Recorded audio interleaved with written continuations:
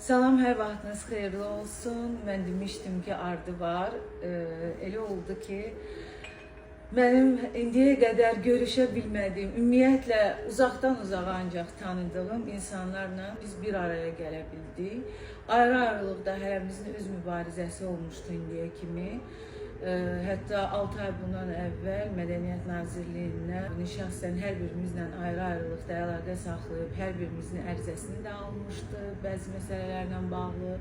Elə oldu ki, bu problem yarananda şərhlərdə öz fikirlərini yazan insanlarla qərara gəldik ki, bugün görüşək. Nə yaxşı ki də bugün biz görüşdük və mən istəyirəm ki, siz bizi axıra kimi, sona kimi dinləyəsiniz.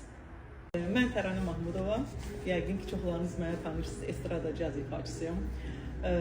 Heç bir zaman, heç kim haqqında şikayət eləməyəm mən. Vəziyyət o yerə gəlib çatıb ki, həyatda heç bir bu ətrafımda oturan musiqiçiləri görməmişdim. Bugün bir yerə yığışıb, axır ki, öz sözümüzü deməliyik. Əziz dostlar, siz başa düşün ki, vəziyyət o qədər gərgindir ki, neçə illər bu sənətlə məşğul olub, müsabiqə qalibi olan, festivallarda iştirak edən, konsertlər verən bir mən, dünyanın məsələn məşhur caz musiqiçisini bura dəvət edən, gürcü caz musiqiçilərinə konsert verən bir musiqiçi kimi, həmçinin Azərbaycanda caz vokalı inkişaf etdirən bir adam kimi və həmçinin Azərbaycanı dünyada təmsil eləmək istəyən bir caz vokalçı kimi mənim bütün yollarım bağlanır Mədəniyyət Nazirliyi tərəfindən, ən əsası da ki, Mənzər Nurəliyev tərəfindən bağlanır. Dəfələrlə müraciət eləmişəm, demişəm, mən sizdən çox xahiş edirəm, Azərbaycanımızı təmsil etmək istəyirəm. Mən sizdən nə istəyirəm ki, Azərbaycanımızı təmsil etmək istəyirəm ki, bizdə də caz vokal olsun, başa düşürsünüz? Bizdə də caz vokal inkişaf eləsin. Caz pianoçularımız çoxdur, ancaq caz vokal məsələsində biraz bizdə əksiklik var. Yəni, niyə görə başqa yerlərdə caz vokalçılar var, qonşu ölkələrimizdə, ancaq bizdə yox. Və inanın ki, utana-utana deyirəm bunu, xəcalət çəkirəm. Görün, nə vəziyyətdə mənim kimi insanı çatdırırlar ki, bugün sizin qarşınızda bunu deyirəm.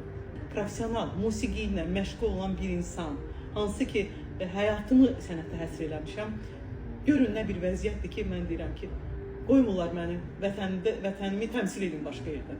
Nə etməliyəm? Ən gözəl musiqi ilə məşğul oluram və təpədən dırnağa qədər də sənətçiyəm.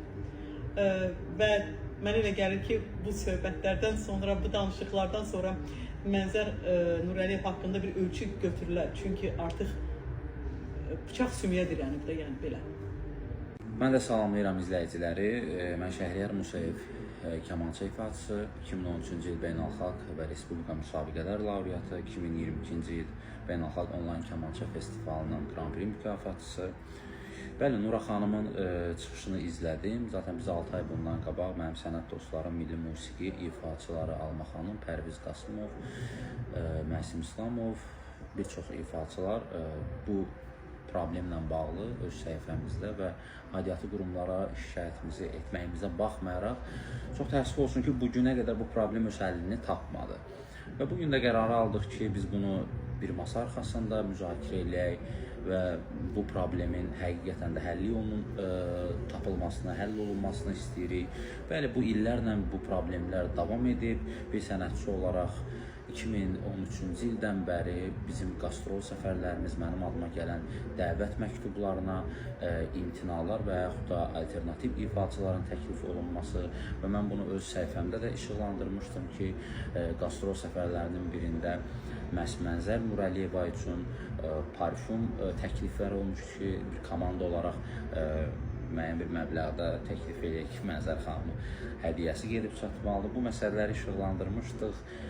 Bizə də Nazirliyin Daxili Nəzarət Şöbəsindən Fərid müəllim də zəng eləmişdi və bir çox insanlar bizimlə əlaqə saxladı və təəssüf olsun ki, o məsələ həllini tapmadı və son günlərdə Nura xanımın işıqlandırdığı bu, yenidən işıqlandırdığı bu məsələ yenidən səs-küyə səbəb olub və yeni qarşı tərəfin narahatçılığına və narahatçılığına səbəb olub. Və əslində bunlar havadan bir sözlər deyil və bunlar hamısı yaşanılmış və bizim başımıza gələn və bizə yaşadılan bu negativ deyim, negativ yönümlü hadisələr davam edir və baxmayaraq ki, bugün hər kəs öz professiyasını, öz sənətini davam elətdirir, hər kəs öz ixtisasında, peşəsində fərqi yoxdur. Təranə xanım olsun, Alma xanım olsun, Pərviz Qasımov olsun, Nura xanımız olsun, hər kəs öz işini doğru icra eləməyinə baxmayaraq, çox təəssüf olsun ki, dövlət tədbirlərinin təşkilatçısı bu məsələlərdə həqiqətən bizi, bilmirəm, özünə qarşı düşmən mi görür, özünə qarşı nə kimi görür, onu siz izləyicilərin şərhinə buraxıram və düşünürəm ki, Nura xanımın işıqlandırdığı, yenidən işıqlandırdığı bu məsələ aidiyyatı qurumlar tərəfindən öz həllini və aidiyyatı qurumların köməkliyi ilə və o ki, dövlət tədbirlərinin təşkili şöbəsinə nəzarət edən Mənzər Nurəliyevanın haqqında düşünürəm ki, bir tədbir görüləcək. Hər kəsi salamlayıram. Mən Alma xanım Əhmədli. 2017-ci ildən bəri Azərbaycan Dövlət Televiziyasının solisti kimi fəaliyyət göstərirəm. 2018-ci ildən bəri Beynəlxalq Muğam Mərkəzinin solistiyəm və 2014-cü ildən etibarən səhnə fəaliyyətim davam edir. Bu illər ərzində bir çox solo konsertlər vermişəm, albomlarım işıq üzü görüb, müəyyən layihələrim olub sənət fəaliyyətində.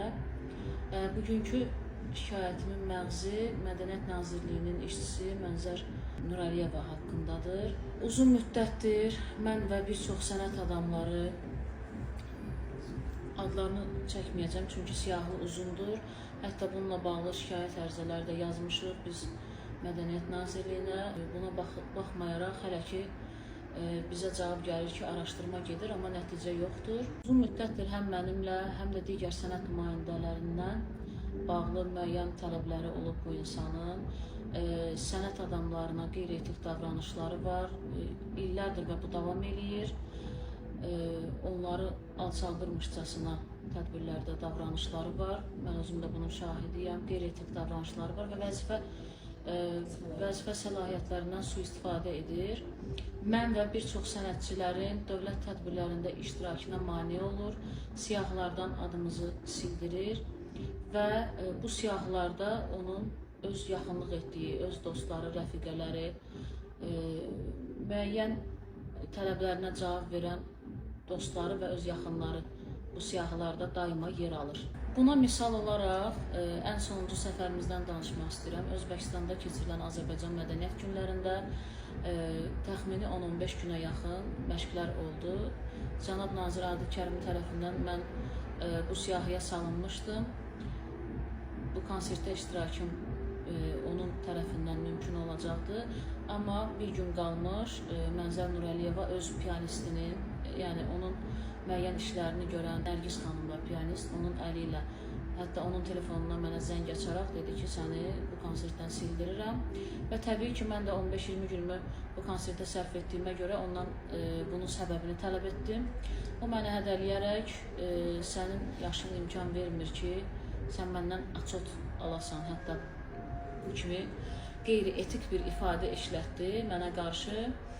Ümumiyyətlə, tək mənə qarşı yox, bir çox sənətçilərə qarşı onun davranışı qeyri-etikdir. Amma mən həmən günü Adi Kərimlə yenidən müraciət elədim. Elə gecə ilə yenidən mən o tədbirdə çıxışım bərpa olundu və mən Özbəkistana getdim. Və bu konsertdə uğurla çıxış elədim, çox da bəyənildi, gözəl qarşılandı. Və mənimlə yanaşı həmin gün bir neçə ifaçı da çıxarıldı. Baxmayaraq ki, onlar 15-20 gün məşqə gəlmişdilər, yəni biz vaxtımızı sərf eləmişdik.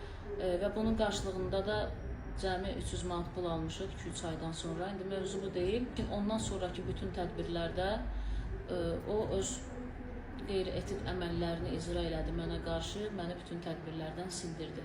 Təbii ki, bu tədbirlər qarşılığında Mənzər xanımın müəyyən tələbləri var, mən və digər sənətçi dostlarımdan.